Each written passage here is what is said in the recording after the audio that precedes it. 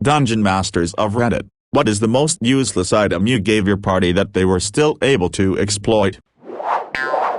Magical rubber duck turns whatever body of water it is in slowly into the perfect bath, as in warm and bubbly. Chucked it in a piranha pit. About 20 minutes later the piranhas were all dead from poisoning via soap. Floaty rock that gains, loses buoyancy based on its temperature. As a warlock with prestidigitation and a rope, I could use it to hover and float very slowly, had no way to steer, but hey, useful when stuck in a pit or on a high place. Rat flute that summons a horde of rats. The Pied Piper can also be used to control any rat-like being, including a criminal known as the Rat simply because he's a snitch. Had a lot of fun with that. I gave my players an amulet that lets them speak to rocks. The one player who picked it up spent most of that session talking to his new pet rock and would often interrogate rocks they find at scenes for information, usually getting either vague info or stuff they can clearly see already, because it's a rock. Later on, another party member wanted to try talking to another rock, actually a pile of rocks made into a crude gravestone related to their character's backstory, only for the first party member to find out the amulet was cursed and they couldn't remove it. Later on they got it removed and had the amulet identified, where I revealed that the amulet only let them think they could speak to rocks, and all the information they had asked of rocks was only information that was already known to them. They basically started using the now uncursed version of the amulet as a tool to ask me for information they had forgotten or needed clarity on, but in character rather than just ask me out of character, which was great.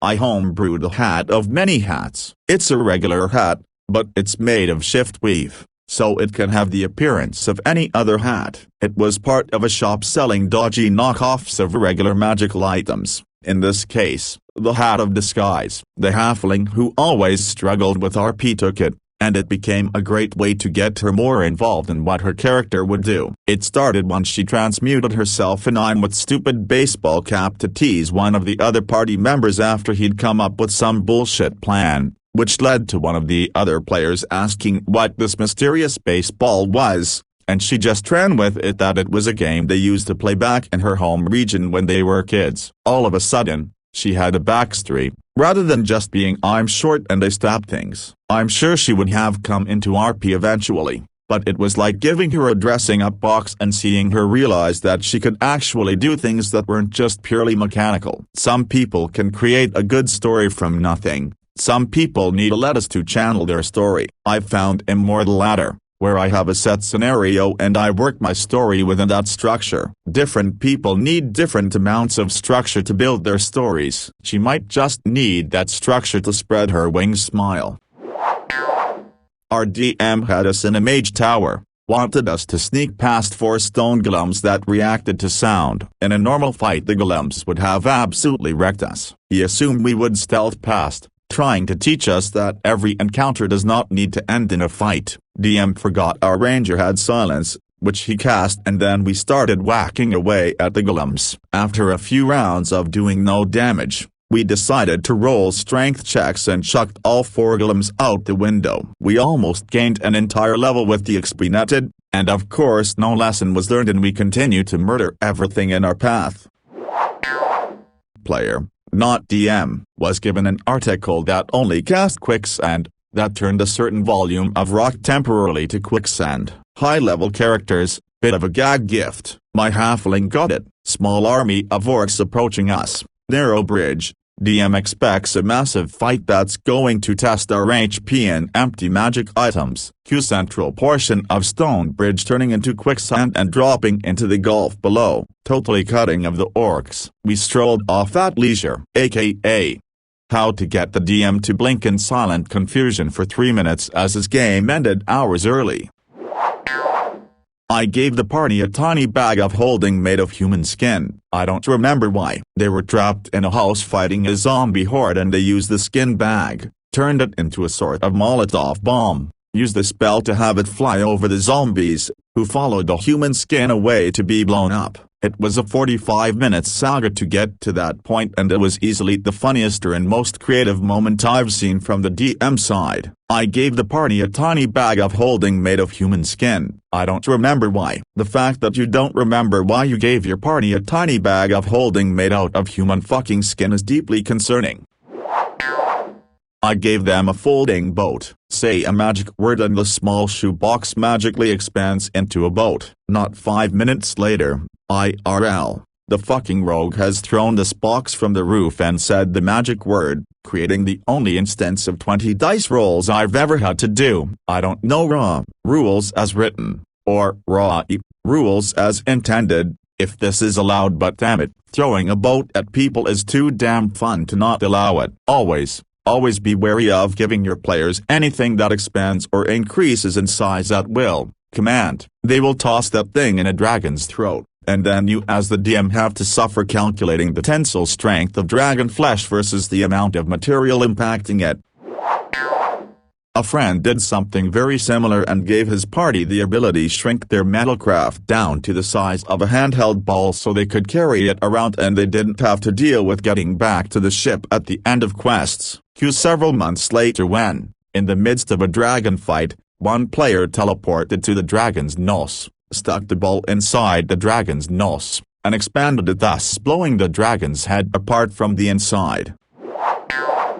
Once got snapped up in the jaws of an adult blue dragon who then flew his 80 feet directly in the air, and while I was in there I activated my immovable rod inside the dragon's throat. The dragon failed his roll on carefully moving backwards as to basically regurgitate the rod, so he was stuck. One of the other players used his sword of sharpness to cut off his wing. Great rolls back to back there, and the dragon was stuck 80 feet in the air. The only non-melee character was me as a sorcerer, and I was out of spell slots. So we just left it there. We stumbled upon it an in-game week later, where it tried to bargain for its life back and its freedom. I had just learned fly, so I struck a deal saying I would release him under the conditions that he no longer harm any of my party or myself, and that he had to be available at my beck and call. Now I'm a level 10 wild magic sorcerer with a one-winged dragon who's eternally bound by honor to me. Even at higher levels I would be pissed as a player if my DM did that to me. That's a genius plan that sounds like it's actually effective. If you still want to circumvent it, you can have a small portion of forces be able to fly but still have the ones on the ground on that side of town be stopped by the wall. You can still flank the town but less effectively and while rewarding the player's creativity. Yep, a good DM should always reward good creativity like that. The first few times should always work out, where reasonable. If they keep falling back to the same tricks, you start introducing new variables. If your players are predictable, it makes sense that their opponents would adapt to exploit that. They should not be able to get away with using the exact same strategy for every encounter. A random encounter in the woods got the players a crow mask that makes it so you can only call like a crow when wearing, based off a Slay the Spire item. It can be removed without issues, so it's a silly flavor item. However, the players are convinced it's the secret MacGuffin of this campaign and keep trying to use it for everything. Most times are failures, but a few times, the stars align and it somehow works. They used it to calm a weird mutated child down so that they could ask it questions to learn about an ambush. They used enlarge plus mask plus super high deception and performance roll to convince a cult that the fighter was a stronger god than the one they were worshipping. They constantly use it to make every town guard think they are too much trouble to be worth hassling.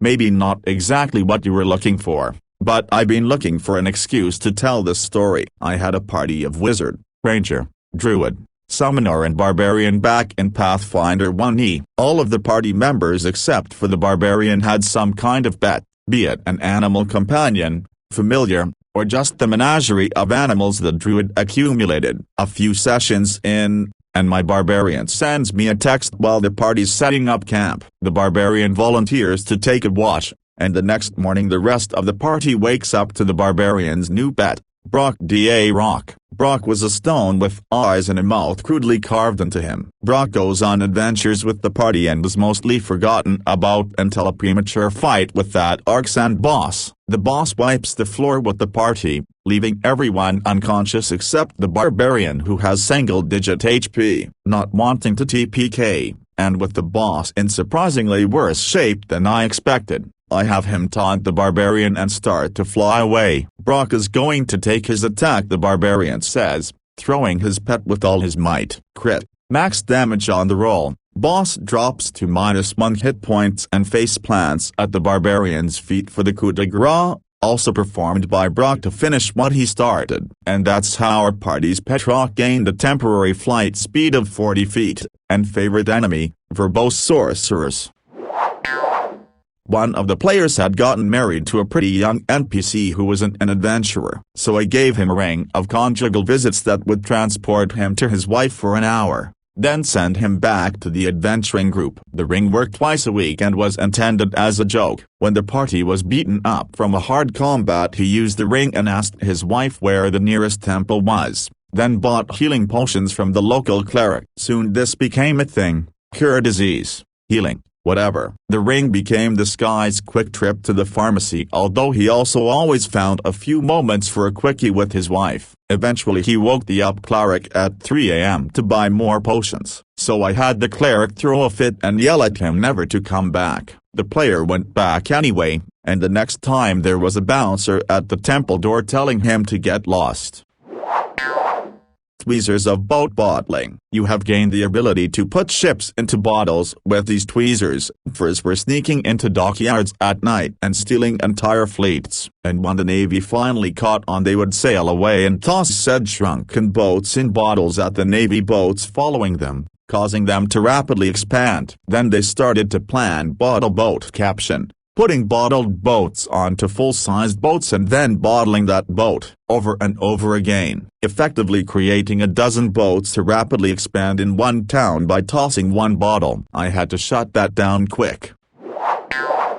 My favorite magic item my players found was a totally homebrewed item with no real productive function, but they still got creative with it. They found the pie stone. Holding this stone in your hand and concentrating will fill a 25 feet radius area with the stone as the center with the smell of a pie of your choice. This effect lasts for 10 minutes or until you dismiss the effect. The rogue used it to sneak past guard and as a distraction tactic when scouting and such. Honestly, imagine how powerful this thing would be in real life. Think about an airport, train station, etc. You've got hundreds of people per minute passing through a crowded channel, wrapped up in their own minds, and then the smell of delicious pie permeates the air.